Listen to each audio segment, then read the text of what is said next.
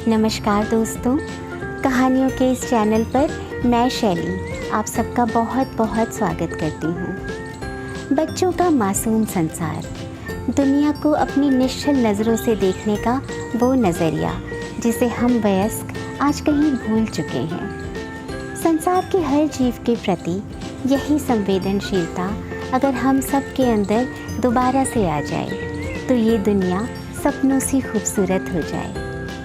आइए आज सुनते हैं बांग्ला साहित्य के श्रेष्ठ साहित्यकार श्री सत्यजीत रे द्वारा रचित बहुत ही खूबसूरत कहानी सदानंद की छोटी दुनिया।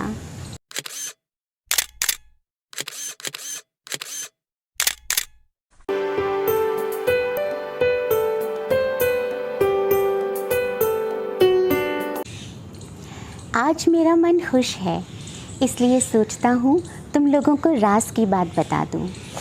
जानता हूँ तुम लोग मेरी बात पर यकीन करोगे। तुम लोग इन लोगों के जैसे नहीं हो। इन लोगों का ख्याल है मेरी सारी बातें झूठी और बनावटी हैं। यही वजह है मैं इन लोगों से अब बातचीत ही नहीं करता। अभी दोपहर है, इसीलिए ये लोग मेरे कमरे में नहीं हैं। तीसरे पहर आएंगे। अभी यहाँ मैं हूँ और मेरा मित्र लाल बहादुर है। लाल बहादुर सिंह, उफ़, कल उसने मुझे कितनी चिंता में डाल दिया था। मेरा यह ख्याल था ही नहीं कि वह फिर लौट कर आएगा। वह बड़ा ही अक्लमंद है, इसलिए भागकर उसने अपनी जान बचा ली। कोई दूसरा होता तो अब तक मरकर भूत हो चुका होता। लो, मित्र का नाम तो बता दिया, मगर अपना नाम बताया ही नहीं। मेरा नाम है सदानंद चक्रवर्ती। सुनने से दाढ़ी वाले बूढ़े जैसा क्या नहीं लगता है? दरअसल मेरी उम्र 13 साल है। नाम यदि बूढ़े जैसा है तो मैं क्या करूं? मैंने खुद तो अपना नाम रखा नहीं, रखा है मेरी दादी अम्मा ने। इतना ज़रूर है कि उन्हें अगर पता होता कि नाम के कारण मुझे परेशानी में पड़ना होगा तो वे मेरा नाम कुछ और ही रखती। उन्हें यह मालूम नहीं था कि लोग मेरे पीछे पड़ जाएंगे और कहेंगे, तेरा ही नाम सदानंद है ना? काश उनमें थोड़ी भी अकल होती। सियार की तरह सिर्फ खो खो कर हंसने से ही क्या खुशी हासिल होती है? सभी तरह की खुशियों में क्या हंसा जाता है या हंसना उचित है? जैसे मान लो तुम बिना कुछ सोचे विचारे ज़मीन में एक लकड़ी गाड़ देते हो। एक फतिंगा उड़ता हुआ आता है और उस लकड़ी के ऊपर बैठ जाता है। यह तो बहुत मज़ेदार बात है, मगर इसको देखकर अगर तुम हो कर हंसने लगते हो तो लोग तुम्हें पागल ही कहेंगे। इसी तरह के मेरे एक बगले दादाजी थे। मैंने उन्हें देखा नहीं है, मगर बाबूजी से सुना है कि वे बेवजह हंसा करते थे। आखिर में जब उनका पागलपन बहुत बढ़ गया तो बाबूजी, छोटे चाचा और अविनाश चाचा ने मिलकर उन्हें सांकल से बांध दिया। उस समय भी वे इतना हंसते थे, इतना कि क्या कहूँ। जानते हो असली बात क्या है? मुझे जिन चीज़ों में दिलचस्पी है, ज़्यादातर लोगों के ध्यान में वे चीज़ें आती ही नहीं। अपने बिस्तर पर लेटे लेटे ही मैं बहुत सी मज़ेदार चीज़ें देखता रहता हूँ। बीच बीच में खिड़की के रास्ते से कमरे के अंदर सेमल का बीज उड़ता चला आता है। उसमें लंबा रोआं रहता है और वह रोआं इधर उधर उड़ता रहता है। वह बड़ी ही मज़ेदार चीज़ है। हो सकता है वह एक बार तुम्हारे चेहरे के पास उड़ता हुआ आए। तुम जैसे ही एक बार फूंक मारोगे, वह झट से उड़कर शहतीर की तरफ चला जाएगा। और खिड़की पर अगर एक कौवा आकर बैठे तो उधर देखने पर तुम्हें लगेगा कि यह तो सर्कस का मस्खरा है। कौवा जैसे ही आकर बैठता है, मैं हिलना डुलना बंद कर देता हूँ और तिरछी निगाहों से उसका तमाशा देखता रहता हूँ। इतना ज़रूर है कि अगर कोई पूछे कि मुझे सबसे ज़्यादा मज़ा किस में मिलता है तो मैं कहूँगा चींटी में। सिर्फ मज़ा कहना गलत होगा। कारण अभी नहीं बताऊंगा। पहले ही अगर आश्चर्यजनक बातें बता दूं तो सारा मज़ा किरकिरा हो जाएगा। इससे तो बेहतर यही है कि शुरू से ही बताऊं। आज से लगभग 1 साल पहले मैं बुखार की चपेट में फंस गया था। यह कोई नई चीज़ हो ऐसी बात नहीं। मुझे अक्सर बुखार आ जाया करता था, सर्दी और बुखार। माँ कहती सुबह शाम मैदान में भीगने और भीगी घास और ज़मीन पर बैठे रहने के कारण यह सब होता है। हर बार की तरह इस बार भी बुखार के शुरुआत के दिनों में अच्छा ही लग रहा था। ठंडा ठंडा, बदन में ऐंठन और सुस्ती का भाव, उसके साथ स्कूल न जाने का मज़ा तो है ही। बिस्तर पर लेटा हुआ खिड़की के बाहर तर्री के एक वृक्ष पर गिलहरी को खेलते हुए देख रहा था। तभी माँ ने आकर एक कसैली दवा पीने को दी। मैंने भले लड़के की तरह दवा पीकर गिलास से पानी के कई घूंट हलक से नीचे उतारे और बाकी पानी को कुल्ली कर खिड़की के बाहर फेंक दिया। माँ खुश होकर कमरे से बाहर चली गई। इसके बाद चादर को खींचकर भली भांति बदन पर डाला। फिर गाँव तकिए को बगल में दबाकर लेटने जा ही रहा था कि एक चीज़ पर मेरी नज़र गई। देखा, कुल्ली का छोटा सा पानी खिड़की पर पड़ा हुआ है और उस पानी में एक छोटी काली चींटी गोते लगा रही थी। यह बात मुझे इतनी अद्भुत लगी कि अच्छी तरह देखने के ख्याल से मैं अपनी आँखों को चींटी के बिल्कुल करीब ले गया। देखते देखते मुझे अचानक लगा वह चींटी चींटी नहीं, कोई आदमी है। और न केवल आदमी, बल्कि मुझे ऐसा लगा कि झंटू के बहनोई साहब मछली पकड़ने गए हैं और फिसलकर कीचड़ में गिर पड़े हैं। अच्छी तरह तैरना न जानने के कारण डुबकियां लगा रहे हैं और हाथ पांव पटक रहे हैं। याद है, झंटू के बहनोई साहब को झंटू के बड़े भैया और नौकर नरहरी ने बचाया था। जैसे ही मुझे यह बात याद आई, मेरे मन में इच्छा जगी कि चींटी को बचा लूं। बुखार की हालत में ही झट से बिस्तर से उठकर खड़ा हो गया और बगल के कमरे में प्रवेश किया। वहाँ पिताजी के राइटिंग पैड से ज़रा सा ब्लॉटिंग पेपर फाड़कर एक ही दौड़ में अपने कमरे में वापस चला आया और छलांग लगाकर ब्लॉटिंग पेपर के टुकड़े को पानी पर रख दिया। रखने के साथ ही ब्लॉटिंग पेपर ने पानी को सोख लिया। जान बचने के कारण चींटी एक क्षण के लिए हक्की बक्की रह गई। 1-2 बार इधर उधर मुड़ती हुई सीधी नाली में चली गई। उस दिन फिर कोई चींटी नहीं आई। दूसरे दिन मेरा बुखार बढ़ गया। दोपहर में माँ काम धाम ख़त्म कर कमरे में आई और बोली, खिड़की की ओर फटी फटी आँखों से क्यों ताक रहे हो?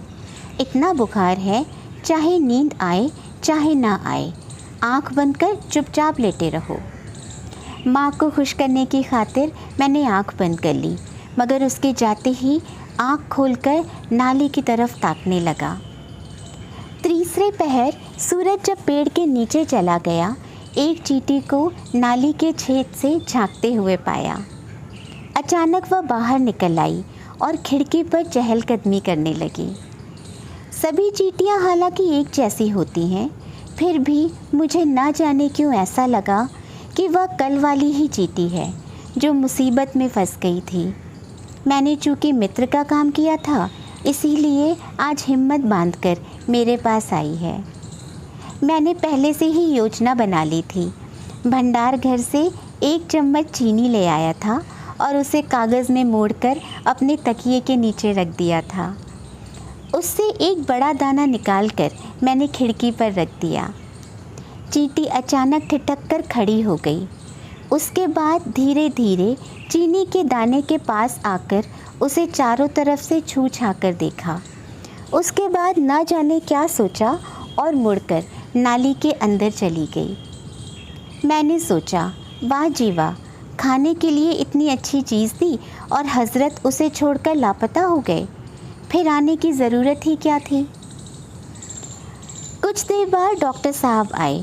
मेरी नाड़ी और जीभ देखी, छाती और पीठ की स्टेथोस्कोप से परीक्षा की। सब कुछ देखने सुनने के बाद कहा कि मुझे कसैली दवा और पीनी है। 2 दिन के बाद ही बुखार उतर जाएगा। सुनकर मेरा मन खराब हो गया।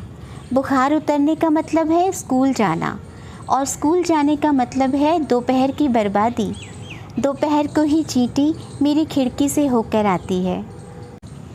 खैर, डॉक्टर बाबू के कमरे से जाते ही मैंने फिर से खिड़की की तरफ देखना शुरू कर दिया और मेरा मन फिर खुशियों से भर उठा। अब की एक नहीं, अनगिनत चींटियाँ कतार बांधकर नाली से होकर अंदर आ रही हैं। सामने की चींटी मेरी वही जानी पहचानी चींटी है। उसी ने अन्य चींटियों के पास खबर पहुंचाई होगी और अब सबको अपने साथ लेकर आई है। थोड़ी देर तक गौर से देखने के बाद चींटी की बुद्धि का नमूना दिखाई पड़ा।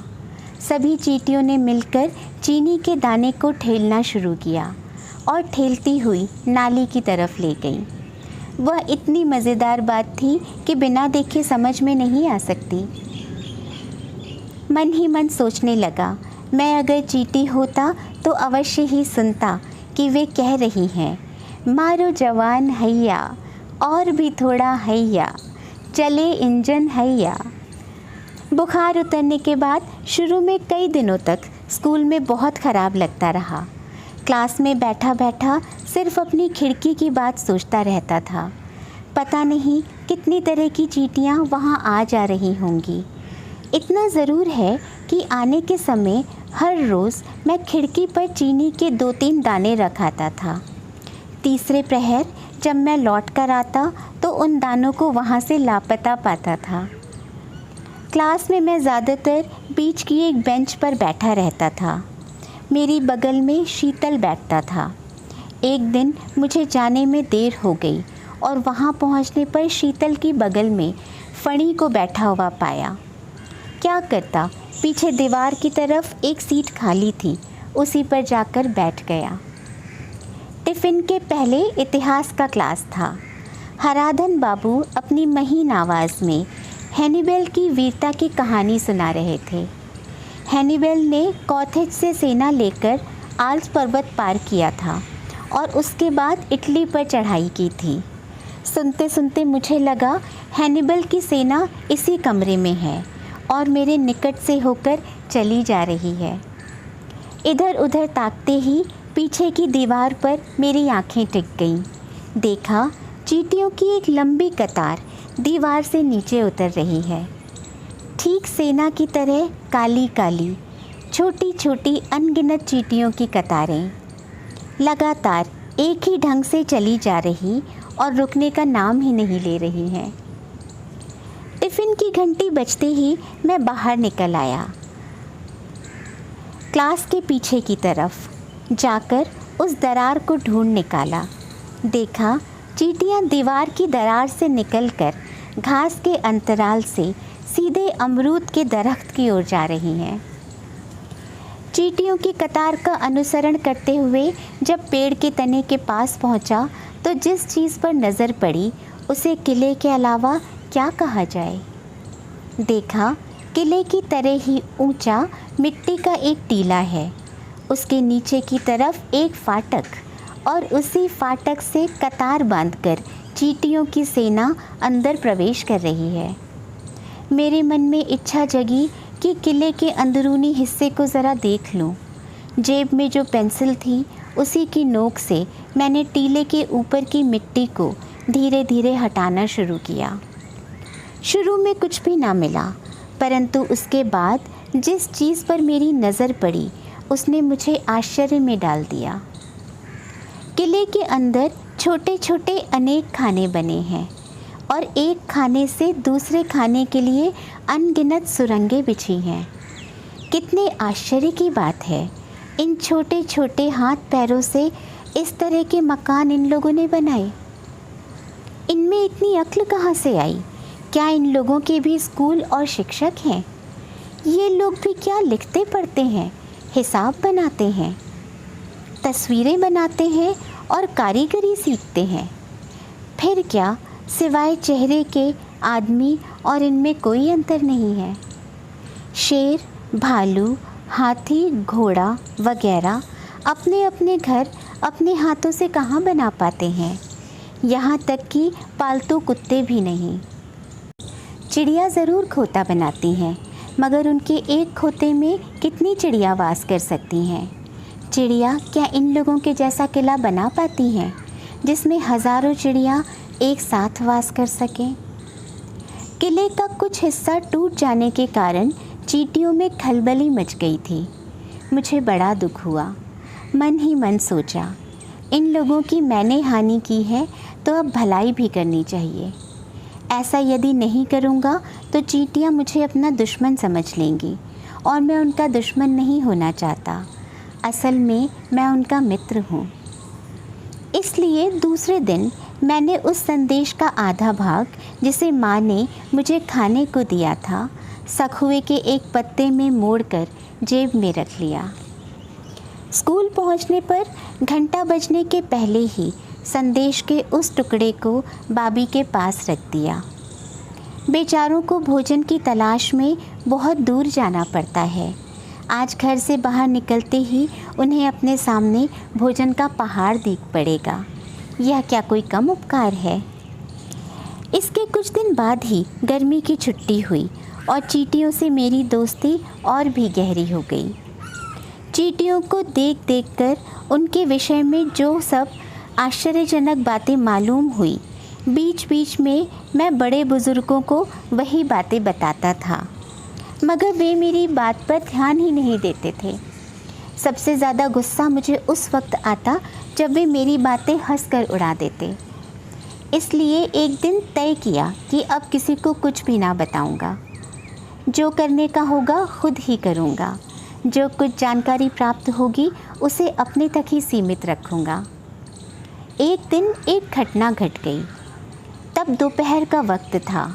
मैं झंटू के मकान की दीवार पर बनी माटे की एक बाबी के पास बैठा था और माटों का खेल देख रहा था।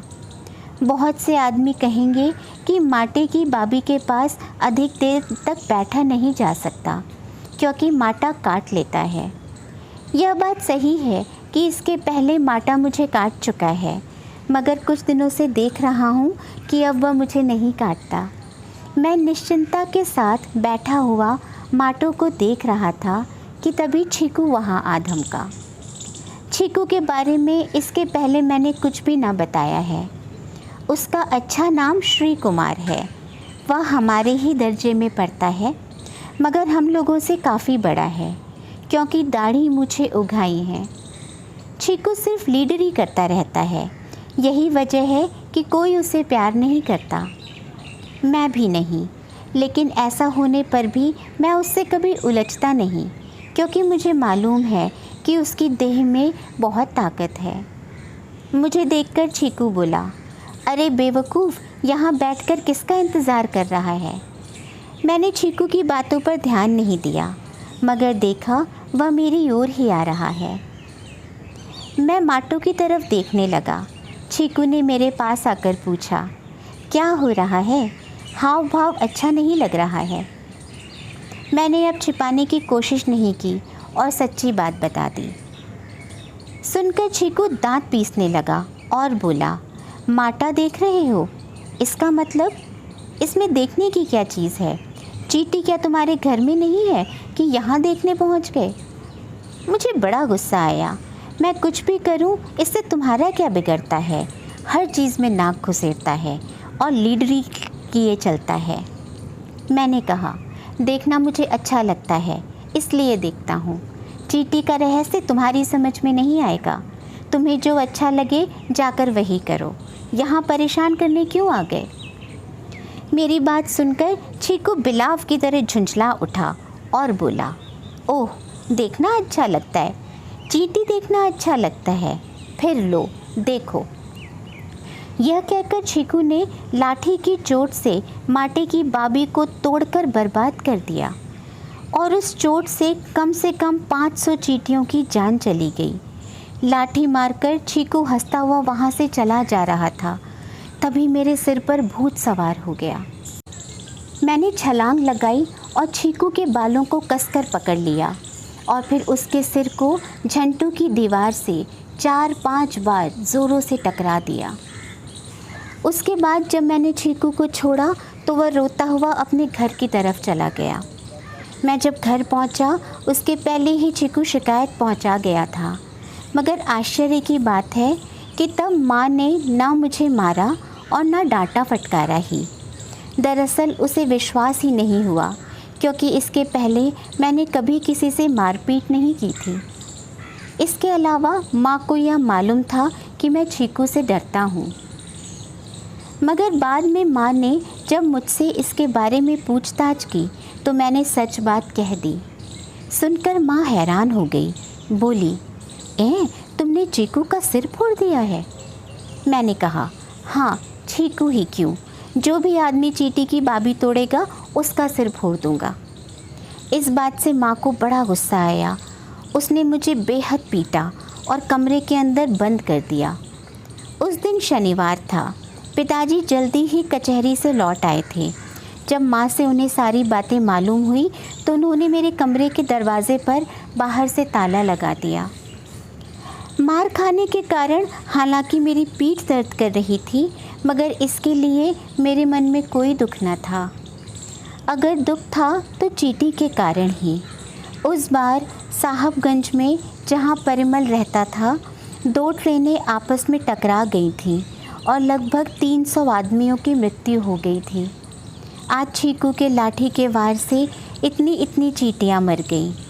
कितना अन्याय है, कितना अन्याय। बिस्तर पर लेटे लेटे जब यही सब सोच रहा था तो मेरा सिर चकराने लगा और मैं बदन में ठंड महसूस करने लगा। चादर तानकर मैंने करवट बदली। उसके बाद कब मेरी आंखों में नींद उतर आई इसका पता नहीं चला। एक बहुत ही महीन और मीठी आवाज़, बहुत कुछ संगीत की तरह आरोह अवरोह के साथ सुनाई पड़ रही है। मैंने ध्यान से सुनने की कोशिश की, मगर पता नहीं चला कि वह आवाज़ किधर से आ रही है। शायद कहीं दूर संगीत का कार्यक्रम चल रहा है, लेकिन इस तरह का गीत इसके पहले सुनने को नहीं मिला है। लीजिए, मैं गीत सुनने में मग्न हूँ और ये हज़रत कब नाली से आकर उपस्थित हो गए हैं इसका पता ही नहीं चला। अब मैंने ठीक से पहचाना, यह मेरी वही जानी पहचानी चींटी है जिसे मैंने पानी से बचाया था। मेरी ओर ताकती हुई, दोनों पैरों से माथे से छुलाकर मुझे नमस्कार कर रही है। इसका नाम क्या रखा जाए? काली, केष्टो, काला चांद? सोचना होगा। मित्र है मगर नाम नहीं, यह कैसे हो सकता है? मैंने अपनी हथेली खिड़की पर रख दी। अपने अगले पैरों को सिर से पीछे की तरफ हटाकर चींटी धीरे धीरे मेरी ओर आने लगी। उसके बाद मेरी कनिष्ठ उंगली से होती हुई मेरे हाथ पर आई और मेरी हथेली की आकी बाकी नदी जैसी रेखाओं पर चहलकदमी करने लगी। तभी दरवाजे पर खट से आवाज़ हुई और मैं चौंक उठा। चींटी भी हड़बड़ाती हुई हाथ से नीचे उतर आई और नाली के अंदर चली गई। उसके बाद ताला खोलकर माँ अंदर आई और मुझे एक कटोरा दूध पीने के लिए दिया। फिर मेरी आँखों को देखकर और बदन को छूने पर उसको पता चला कि मुझे बुखार आ गया है। दूसरे दिन सवेरे डॉक्टर साहब आए। माँ ने कहा, सदानंद रात भर छटपट करता रहा है और काली काली बुड़बुड़ाता रहा है। माँ ने शायद सोचा कि मैं देवी देवता का नाम ले रहा था। असली बात माँ को मालूम ही नहीं है। डॉक्टर साहब ने मेरी पीठ पर जब स्टेथोस्कोप लगाया तो उस समय भी मुझे कल के जैसा ही मृदु संगीत सुनाई पड़ा। आजकल से कुछ तेज़ आवाज़ थी और स्वर भी कुछ दूसरी ही तरह का था। लगा खिड़की की तरफ से ही संगीत का स्वर आ रहा है, लेकिन डॉक्टर साहब ने मुझे चुपचाप पड़े रहने को कहा था, इसलिए मैं मुड़कर नहीं देख सका। डॉक्टर साहब मेरे शरीर की जांच करके खड़े हो गए और मैंने तिरछी निगाहों से खिड़की की तरफ देखा। बाप रे, आज तो एक नया ही मित्र आया है, च्यूटा, और वह मुझे नमस्कार कर रहा है। फिर क्या तमाम चींटियाँ ही मेरे मित्र हैं? गीत भी क्या यही च्यूटा गा रहा था? मगर माँ तो गीत के बारे में कुछ भी ना कह रही हैं। फिर क्या वह सुन नहीं पा रही हैं? पूछने के ख्याल से मैं माँ की तरफ मुड़ा ही था कि तभी वह फटी फटी आँखों से खिड़की की ओर ताक रही हैं। उसके बाद अचानक मेज़ से मेरे हिसाब की कॉपी उठाकर मेरी तरफ झुकी और कॉपी पटककर उसे मार डाला। उसके साथ ही गीत का सिलसिला थम गया। माँ ने कहा, बाप रे, चींटी का उपद्रव कितना बढ़ गया है। कहीं तकिए पर चढ़कर कान के अंदर जाकर काट ले तो हालत ख़राब हो जाए। डॉक्टर साहब जब इंजेक्शन देकर चले गए तो मैंने मरे हुए चूटे की ओर देखा। इतना सुंदर गीत गाते गाते बेचारा चल बसा। यह तो ठीक मेरे इंद्रनाथ दादाजी जैसी हालत हुई। वे भी बड़े ही मधुर गीत गाते थे। यह ज़रूर था कि उनका गीत हमारी समझ में ठीक से नहीं आता था, लेकिन बड़े बुज़ुर्गों का कहना था कि वह उच्च कोटि का शास्त्रीय संगीत था। वे भी इसी तरह एक दिन तानपुरा लेकर गीत गा रहे थे कि एकाएक उनकी मृत्यु हो गई। जब उन्हें शमशान की ओर ले जाया जाना था तो उनके पीछे पीछे शहर का एक कीर्तनिया दल था जो हरि नाम का संकीर्तन गाता हुआ जा रहा था। मैंने इसे अपनी आँखों से देखा था और वह बात अब भी मुझे याद है, हालांकि उस समय मैं बिल्कुल छोटा था। आज एक अद्भुत घटना घटी। इंजेक्शन लेकर जब मैं नींद में खो गया तो सपने में देखा चींटियों का एक विशाल झुंड मृत चूटे को इंद्रनाथ दादाजी की तरह ही शमशान की ओर लेकर जा रहा है। 10 या 12 चींटियों ने उन्हें कंधे पर उठा लिया है और बाकी चींटियाँ कीर्तन जैसा गीत गाती हुई पीछे पीछे चली जा रही हैं। तीसरे पहर माँ ने जैसे ही मेरे सिर पर हाथ रखा कि मेरी नींद खुल गई। मैंने खिड़की की तरफ गौर से देखा, वहाँ मरी हुई चींटी नहीं थी। उस बार मेरा बुखार आसानी से उतरने का नाम नहीं ले रहा था। उतरे तो कैसे? दोष तो मेरे घर वालों का ही है। घर के सभी लोगों ने चींटियों को मारना शुरू कर दिया था। दिन भर अगर चींटियों की उस तरह की चीखें सुननी पड़ी तो बुखार बढ़ेगा ही। मुझे एक और मुसीबत का सामना करना पड़ता है। हमारे घर के लोग जब भंडार घर या आंगन में चींटियों को मारते हैं तो दूसरी चींटियों का झुंड मेरी खिड़की के पास आकर बेहद रोने लगता है। समझ गया, ये चींटियाँ चाहती हैं कि मैं इनकी तरफ से कोई काम करूं। या तो चींटियों का मारा जाना रुकवा दूं या उन्हें जो लोग मारते हैं उन्हें डांट फटकार सुनाऊं। मगर बुखार रहने के कारण मेरी देह में ताकत नहीं थी, और ताकत अगर रहती भी तो भी छोटा होने के कारण बड़े बुज़ुर्गों को कैसे डांट फटकार सुनाता। मगर आखिर में कुछ न कुछ इंतज़ाम करना ही पड़ा। दिन कौन सा था याद नहीं, इतना ही याद है कि उस दिन खूब तड़के मेरी नींद टूट गई थी। नींद टूटते ही सुना फटिक की माँ चिल्ला चिल्ला कर कह रही है कि रात के वक्त एक चूटे ने उनके कान के अंदर जाकर काट लिया है। यह बात सुनकर मुझे बेहद खुशी हुई थी, मगर उसके बाद ही झाड़ू पीटने की आवाज़ सुनकर समझ गया कि चींटियों को मारने का अभियान शुरू हो गया है। उसके बाद एक अजीब घटना घटी। अचानक कानों में धीमी आवाज़ आई, बचाओ बचाओ, हम लोगों की रक्षा करो। मैंने खिड़की की तरफ गौर से देखा। चींटियों का झुंड खिड़की के ऊपर आकर घबराहट के मारे चहलकदमी कर रहा है। चींटियों के मुंह से यह बात सुनकर मैं खामोश नहीं रह सका। बीमारी की बात भूलकर मैं बिस्तर से कूदकर बरामदे में चला आया। शुरू में मेरी समझ में यह नहीं आया कि क्या करूं।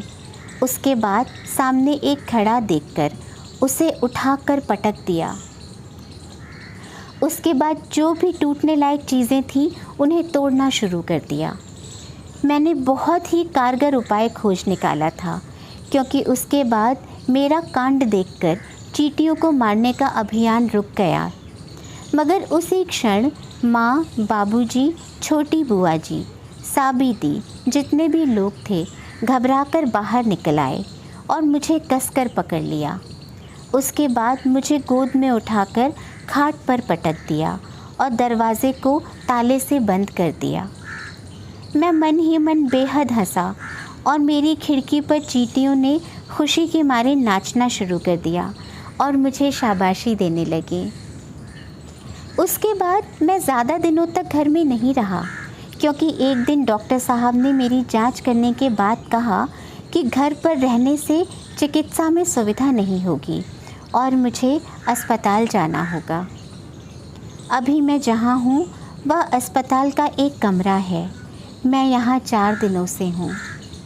पहले दिन मुझे यह कमरा बहुत बुरा लगा था, क्योंकि यह इतना साफ़ सुथरा है कि लगता है चींटी यहाँ हो ही नहीं सकती।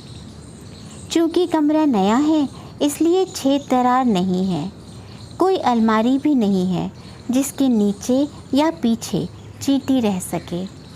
नाली अलबत्ता है, मगर वह भी बेहद साफ़ सुथरी है। हाँ, एक खिड़की है और खिड़की के बाहर ही आम के एक पेड़ का ऊपरी हिस्सा है। उसकी एक डाल खिड़की के बिल्कुल करीब है। समझ गया, अगर चींटी होगी तो उसी डाल पर होगी। मगर पहले दिन मैं खिड़की के पास जा ही नहीं सका। कैसे जाऊं? दिन भर डॉक्टर, नर्स और घर के आदमी मेरे कमरे में अंदर आते जाते रहे हैं। दूसरे दिन भी यही हालत रही। मेरा मन बेहद उदास हो गया। मैंने दवा की एक शीशी तोड़ डाली। नए डॉक्टर साहब बेहद झुंझला उठे। नए डॉक्टर साहब भले आदमी नहीं हैं, यह बात मैं उनकी मूंछ और चश्मे को देखकर ही समझ गया था। तीसरे दिन एक घटना घट गई। तब कमरे में सिवाय एक नर्स के और कोई नहीं था, और वह भी कोने की एक कुर्सी पर बैठी किताब पढ़ने में तल्लीन थी। मैं चुपचाप लेटा हुआ था और यह तय नहीं कर पा रहा था कि क्या करूं।